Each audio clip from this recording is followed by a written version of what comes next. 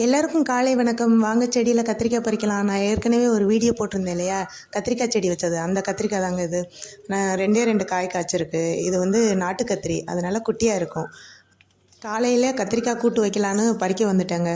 பாருங்கள் எவ்வளோ ஃப்ரெஷ்ஷாக இருக்குன்னு. எல்லாமே வந்து நம்மளோட மண்புழு உரம் தான். நான் சொன்னேன் இல்லையா ஏற்கனவே வீடியோவில் போட்டது. எல்லாமே நான் பயன்படுத்திகிட்டு இருக்கிறது தாங்க உங்களுக்கு நான் வீடியோ போடுறேன்.